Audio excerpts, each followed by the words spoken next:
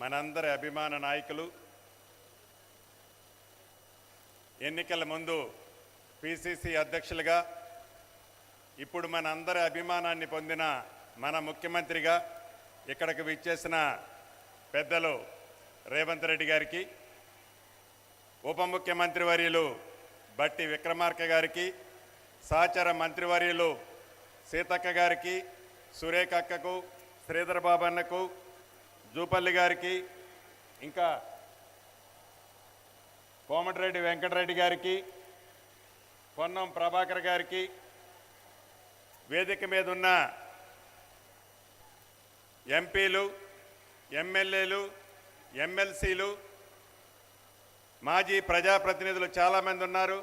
హనుమంతరావు గారన్న, ఇంకా మాజీ అధ్యక్షులు ఉన్నారు, కేశవరావు అన్న, సిఎస్ గారు, ఇంకా ముఖ్యమైన అధికారులు ఉన్నారు. అదే రకంగా వేమ నరేందర్ రెడ్డి అన్న, ప్రజాప్రతినిధులతో పాటు చాలామంది కార్పొరేషన్ చైర్మన్లు ఉన్నారు. ముఖ్య అతిథులందరికీ, ముఖ్యంగా ఈ కార్యక్రమానికి హాజరైన నా కుటుంబ సభ్యులైన ఆడబిడ్డలు, అన్నదమ్ములు, మీడియా మిత్రులందరికీ మనస్ఫూర్తిగా హృదయపూర్వక నమస్కారం తెలియజేసుకుంటున్నాను. ఇందిరమ్మ రాజ్యం కావాలని, ప్రజాపాలన రావాలని, మార్పు చెందాల్సిన అవసరం ఉందని నమ్మిన మొదటి అడ్డ ఈ వరంగల్ గడ్డ. మన ప్రీతమ నాయకులు రాహుల్ గాంధీ గారు రైతు డిక్లరేషన్ మొట్టమొదటిగా రైతుల కళ్ళలో ఆనందం చూడాలని ఇదే గడ్డ మీద రైతు డిక్లరేషన్ చేసి, రైతు డిక్లరేషన్ చేసిన దాన్ని ఇందిరమ్మ రాజ్యం వచ్చిన తర్వాత గౌరవ ముఖ్యమంత్రి రేవంత్ రెడ్డి గారి నాయకత్వంలోని ఈ ప్రభుత్వం మొట్టమొదటి బడ్జెట్లోనే దేశంలో ఏ రాష్ట్రము పెట్టనంత అత్యధికంగా 72,000 కోట్ల రూపాయలని బడ్జెట్లో పెట్టడమే కాకుండా ఇచ్చిన మాట ప్రకారం రైతన్నలకు ఇచ్చిన ప్రతి అంశాన్ని, ఆర్థికంగా రాష్ట్రము ఇబ్బందుల్లో ఉన్నప్పటికీ ఇచ్చిన ప్రతి మాటని చిత్తశుద్ధితో ఈరోజు ఈ రాష్ట్ర ప్రభుత్వం చేపడుతున్నది అనేది ఈ వేదిక ద్వారా మీకు తెలియజేస్తున్నాను. అదే రకంగా మహిళా అభ్యున్నతి మరియు ఊతమిచ్చేలా మహిళా పురోగతి ఈ విజయోత్సవ సభ నిర్వహించాలని చెప్పుకోవటాన్ని నిజంగా రాష్ట్ర మంత్రిగా, ఈ జిల్లా ఇన్ఛార్జి మంత్రిగా మొట్టమొదటిసారిగా ఈ వరంగల్కి అవకాశం ఇచ్చినందుకు వేదిక మీద ఉన్న పెద్దలందరికీ మనస్ఫూర్తిగా కృతజ్ఞతలు తెలియజేస్తున్నాను. ఈరోజు అనేక కార్యక్రమాలతో పాటు 22 జిల్లాలకు సంబంధించిన ఇందిరా మహిళా శక్తి భవనాలని గౌరవ ముఖ్యమంత్రి రేవంత్ రెడ్డి గారి చేతుల మీద ఇంతకుముందే శంకుస్థాపన చేసుకోవడం జరిగింది. దేశ చరిత్రలో మహిళా సంఘాలకి తొలిసారిగా సోలార్ విద్యుత్ ప్లాంట్లు కేటాయిస్తూ ఇందిరమ్మ ప్రభుత్వం, అదే విధంగా మహిళా సంఘాల సభ్యులకి బీమా సౌకర్యం కూడా కల్పిస్తుంది మన ఇందిరమ్మ ప్రభుత్వం.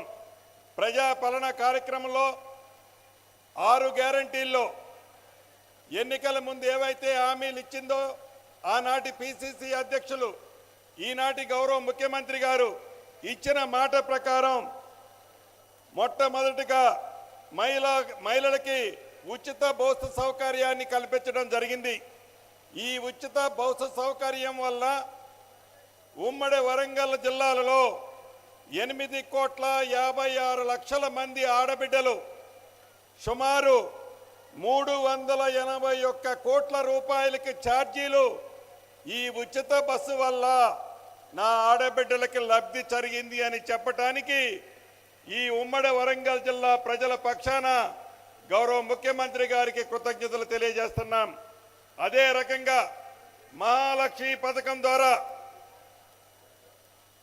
ప్రతి ఆడబిడ్డకి ఏదైతే ఇందిరమ్మ రాజ్యం వచ్చిన తర్వాత 500 రూపాయలకే గ్యాస్ ముద్దిస్తామని చెప్పాం. ఇచ్చిన మాట ప్రకారం ఈ ఉమ్మడి వరంగల్ జిల్లాకి 5,85,000 మహిళలకు సుమారు 104 కోట్ల విలువ చేసే సబ్సిడీని, అంటే 500 రూపాయల కంటే పైనున్న డబ్బుని వారు కొన్న తర్వాత వారి ఖాతాల్లోకి కేవలం ఉమ్మడి వరంగల్ జిల్లాలోనే 104 కోట్లు ఆడబిడ్డల ఖాతాలోకి గ్యాసు నిమిత్తం వేయటం జరిగింది. అదే రకంగా గృహజ్యోతి కార్యక్రమం ద్వారా గౌరవ ఉప ముఖ్యమంత్రి బట్టి విక్రమార్క గారు అనేక ప్రాంతాలకు తిరిగి అనేక ప్రజలని వారి దగ్గర నుంచి సేకరించిన వివరాల ప్రకారం అద్భుతంగా ఈ గృహజ్యోతి కార్యక్రమాన్ని చేపట్టడం జరిగింది.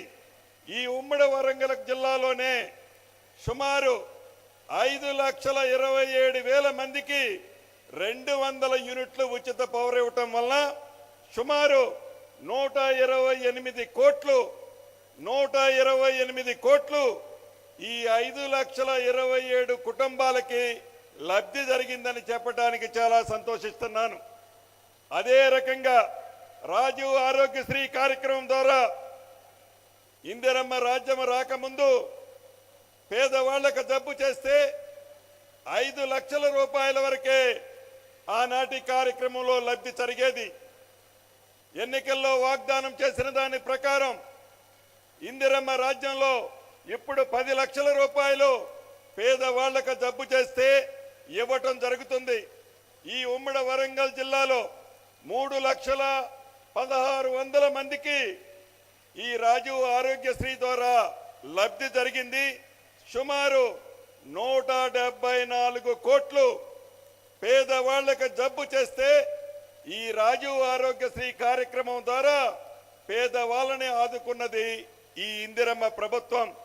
గత ప్రభుత్వంలో ధరణి పేరుతో మన ప్రభుత్వం రావడానికి ముందు సుమారు 2 సంవత్సరాల నుంచి 2,45,000 అప్లికేషన్లు వివిధ కలెక్టర్ల దగ్గర ధరణికి సంబంధించిన అప్లికేషన్లు పెండింగ్ ఉండేవి. నెల క్రితం వరకు ఈనాడు 1 నెలలో వచ్చిన అప్లికేషన్లు తప్ప ఏ కలెక్టర్ గారి దగ్గర ధరణికి సంబంధించిన పెండింగ్ అప్లికేషన్లు ఎక్కడా లేవు. అదే రకంగా 2020 రెవెన్యూ చట్టం ద్వారా ఏదైతే ఆనాటి ప్రభుత్వం పేదోళ్ల భూములు, ప్రభుత్వ భూములు, భూదాన భూములు, అదే రకంగా దేవాదాయ భూములు, ఫారెస్ట్ భూములు ఆనాటి పింక్ కలర్ సంబంధించిన వాళ్ళు కబ్జా చేశారు. ఆ భూములన్నీ బయటికి తెచ్చే విధంగా రెవెన్యూ చట్టాన్ని దేశంలోనే ఒక రోల్ మోడల్ చట్టంగా తీసుకొచ్చే విధంగా 2024 చట్టాన్ని అతి కొద్ది రోజుల్లోనే అసెంబ్లీలో పెట్టి తీర్మానం చేసి ఒక రోల్ మోడల్ రెవెన్యూ చట్టాన్ని తీసుకొచ్చి ధరణి ద్వారా తెలంగాణలో ఏదైతే 2,54,00,000 ఎకరాల భూమి ఉందో ఆ భూమిని ఆనాటి పెద్దలు విదేశాల కంపెనీల్లో తాకట్టు పెడితే ఇందిరమ్మ రాజ్యంలో గౌరవ ముఖ్యమంత్రి రేవంత్ రెడ్డి గారి నాయకత్వంలోని ఈ ప్రభుత్వం మన స్వదేశానికి సంబంధించిన కేంద్ర ప్రభుత్వానికి సంబంధించిన సంస్థ అయిన ఎన్ఐసికి అప్పగించాం.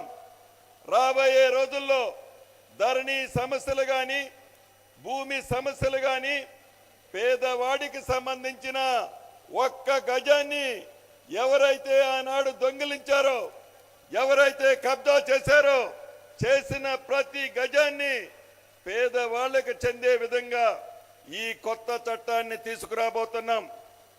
ఇక వరంగల్ విషయానికి వస్తే ఇందాక అనేక విషయాలు ముఖ్యులు చెప్పారు. ఇది ఒక పట్టణం. ఇంతకుముందే గౌరవ ముఖ్యమంత్రి గారు చెప్పినట్లు వరంగల్ అంటే ఒక చిన్న పట్టణం. దీన్ని మహానగరంగా తీర్చిదిద్దాలన్నదే ఈ ప్రభుత్వం యొక్క ముఖ్య ఉద్దేశం. ఈ వరంగల్ పట్టణాన్ని అభివృద్ధి చేసే దాంట్లో, తీర్చిదిద్దే దాంట్లో, మౌలిక వసతులు కనిపించే దాంట్లో, రహదారులు నిర్మించే దాంట్లో, అన్ని రంగాలలో హైదరాబాద్కి ఎక్కడా తగ్గకుండా ఇదేనా రెండో క్యాపిటల్ అనే విధంగా వరంగల్ పట్టణాన్ని అద్భుతంగా తీర్చిదిద్దబోతున్నాం. ఏదైతే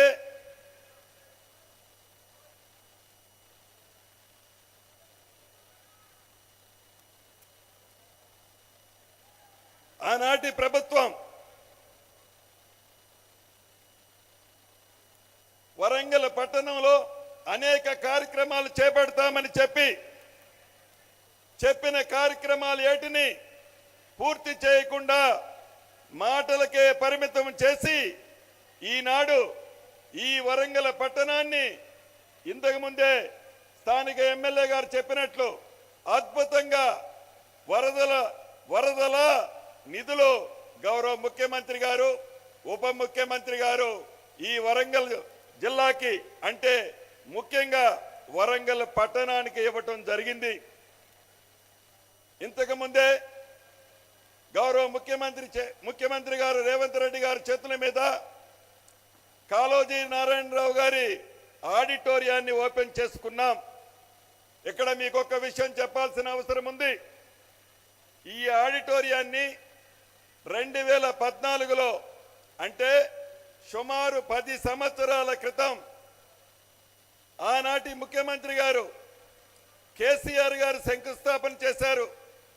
కానీ కాళోజీ కళాక్షేత్రాన్ని పూర్తి చేయాలని చిత్తశుద్ధి వారికి లేదు. వారు నివసించడానికి అద్భుతమైన బిల్డింగ్ కట్టడానికి అయితే డబ్బులుంటాయి. వారు కమిషన్ల కోసం కాళేశ్వరం లాంటి ప్రాజెక్టు కట్టడానికి లక్షలాది కోట్లు డబ్బులు వస్తాయి. కానీ ఒక ప్రముఖ కవి, ఈ పట్టణ వాస్తవ్యుడు కాళోజీ నారాయణరావు గారి కళాక్షేత్రాన్ని పూర్తి చేయాలని చిత్తశుద్ధి ఆనాటి ప్రభుత్వానికి లేదు. మొన్న జూన్ నెలలో వరంగల్ వచ్చినప్పుడు గౌరవ ముఖ్యమంత్రి గారు మా అందరికీ సూచించారు, ఎట్టి పరిస్థితిలో ఎంత డబ్బైనా పర్వాలేదు ఈ కాళోజీ కళాక్షేత్రాన్ని యుద్ధ ప్రాతిపదిక మీద పూర్తి చేయాలని చెప్పారు. ఆ దిశలో సుమారు 95 కోట్లు ఖర్చు పెట్టి 1,77,000 చదరపు అడుగులతో అన్ని అంగులతో అద్భుతంగా కాళోజీ కళాక్షేత్రాన్ని నిర్మించడం జరిగింది. అదే రకంగా వరంగల్ మాస్టర్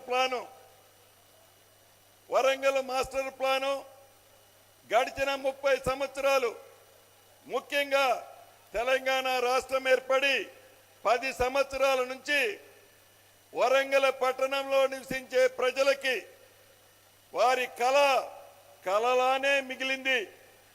గౌరవ ముఖ్యమంత్రి గారు రాబోయే తరాలను కూడా దృష్టిలో పెట్టుకొని అద్భుతంగా ఇంతకు ముందే వరంగల్ మాస్టర్ ప్లానుని శాంక్షన్ చేసి రిలీజ్ చేసినందుకు ఈ జిల్లా ఇన్ఛార్జి మంత్రిగా గౌరవ ముఖ్యమంత్రి గారికి అభినందనలు, కృతజ్ఞతలు తెలియజేస్తున్నాను. ఇది సుమారు 1805 చదరపు కిలోమీటర్లతో అన్ని అంగులతో ఆర్భాటంగా ఈ వరంగల్ పట్టణానికి అన్ని వసతులు వచ్చే విధంగా ఈ మాస్టర్ ప్లాన్ ని నిర్మించుకోవడం జరిగింది. ఇక ఇన్నర్ రింగ్ రోడ్డు 45 కిలోమీటర్లు ఉంది. ఈ 45 కిలోమీటర్లకి 572 కోట్ల అవసరం ఉంది. ఈ inner ring road Kakatiya university నుంచి కాజీపేట, తిమ్మాపూర్, ఎన్మాముల, పైడిపల్లి కలుపుతూ నిర్మిస్తారు. ఈ ఇన్నర్ రింగ్ రోడ్డుని 3 విడతల్లో కంప్లీట్ చేయాలన్నది ఈ ప్రభుత్వం యొక్క ఆలోచన. అదే రకంగా భద్రకాళి ఆలయానికి 30 కోట్లు శాంక్షన్ చేసి అద్భుతంగా భద్రకాళి ఆలయాన్ని భద్రకాళి ఆదాయ పరిసర ప్రాంతాల్ని ఈ ప్రభుత్వం అద్భుతంగా తీర్చిదిద్దనుంది. వివిధ నిధుల నుంచి ఇప్పటి వరకు ఇందిరమ్మ రాజ్యం వచ్చిన తర్వాత గౌరవ ముఖ్యమంత్రి రేవంత్ రెడ్డి గారి నాయకత్వంలోని ఈ ప్రభుత్వం ఈ ఉమ్మడి వరంగల్ జిల్లాకి 5,213 కోట్ల రూపాయలు శాంక్షన్ చేయటం జరిగింది. దీంట్లో 4,170 కోట్లు 4,170 కోట్లు డ్రైనేజ్కి, 205 కోట్లు ఎయిర్పోర్టు ఈ ప్రాంత ప్రజల చిరకాల వాంఛ. ఈ ప్రాంత ప్రజలే కాదు, అటు నిజామాబాద్ అటు కరీంనగర్ ప్రాంత ప్రజలకు కూడా ఈ ఎయిర్పోర్ట్ చిరకాల వాంఛ. ఈ చిరకాల వాంఛని ఇందిరమ్మ రాజ్యంలో గౌరవ ముఖ్యమంత్రి రేవంత్ రెడ్డి గారి నాయకత్వంలోని ఈ ప్రభుత్వం అతి కొద్ది రోజుల్లోనే ప్రారంభించుకోబోతున్నాం. కాకతీయ మెగా టెక్స్టైల్ కి 161 కోట్లు అన్ని వసతులు ఏర్పాటు చేయడానికి కేటాయించడం జరిగింది. అదే రకంగా 157 కోట్లతో కాకతీయ టెక్స్టైల్లో వరద నీరు వస్తుంటే దాన్ని నివారించడానికి దాన్ని కూడా శాంక్షన్ చేసుకోవడం జరిగింది. 74 కోట్ల అంచనాతో అధునాతనమైన ఆర్టీసీ బస్ స్టాండ్ ని నిర్మించుకుంటున్నాం. ఇలా అనేకమైన కార్యక్రమాలు చేపడుతున్నాం. సుమారు 230 కోట్లతో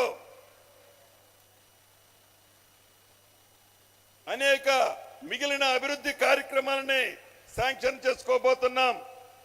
ఇంతకు ముందే జనగాం జిల్లా స్టేషన్ గన్పూర్లో కూడా 26 కోట్ల రూపాయలతో డివిజనల్ స్థాయి కార్యాలయ సముదాయాలని అన్ని ఒక దగ్గర ఇంటిగ్రేటెడ్ సముదాయాన్ని కూడా నిర్మించుకోబోతున్నాం.